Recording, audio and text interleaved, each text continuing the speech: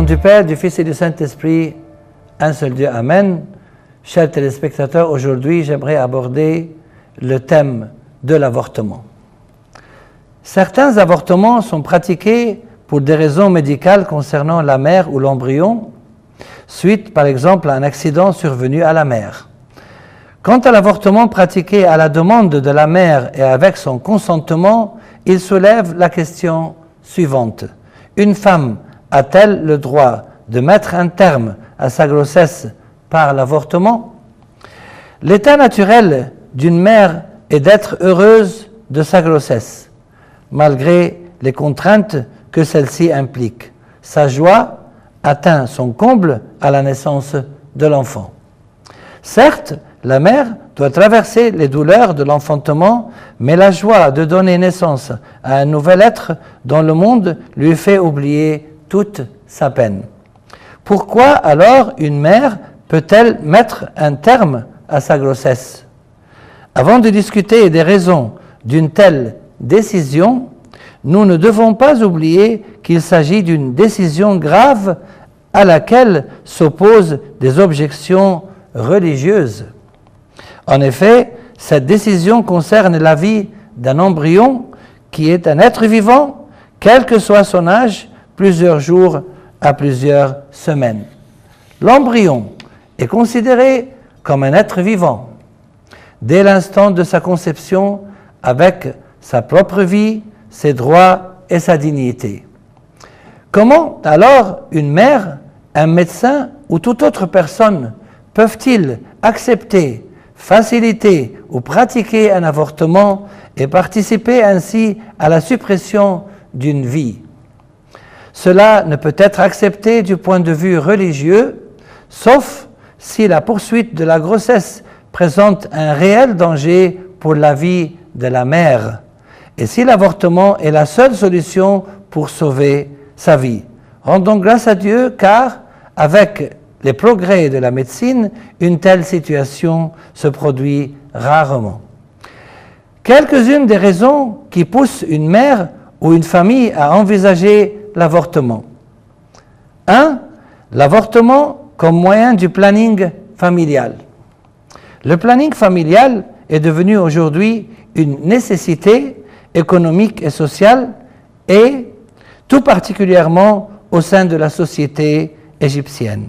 Cependant, le recours à l'avortement dans le but de réguler les naissances est rejeté aussi bien par la religion que par la loi. Certains pays d'Europe de l'Est, tels que la Russie et la Roumanie, connaissent une croissance du nombre des avortements à cause de la situation économique qu'ils traversent. L'influence religieuse dans ces pays a été étouffée par des années d'un régime athée.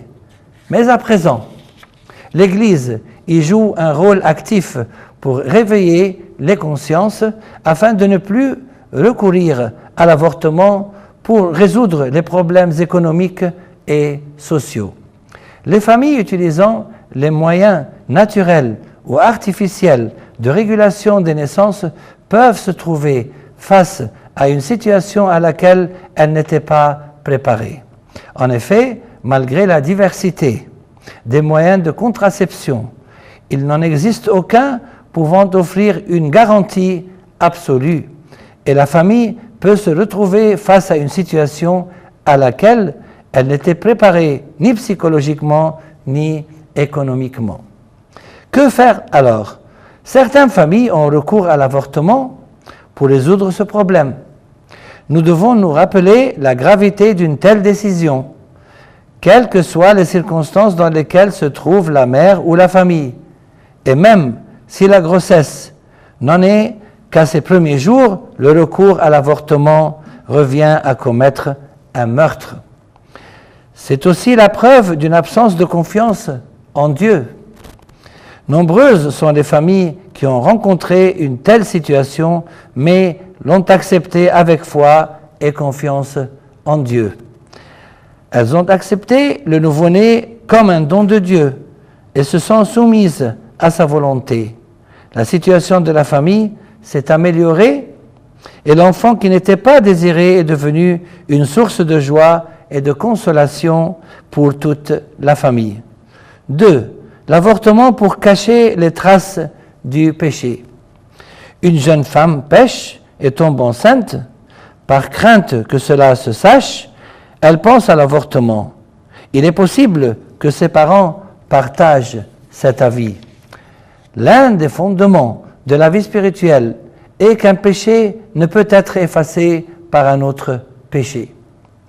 Quelle que soit la difficulté de la situation que traverse la jeune fille et quelle que soit la sympathie que lui portent ses parents, le recours à l'avortement n'est pas justifié.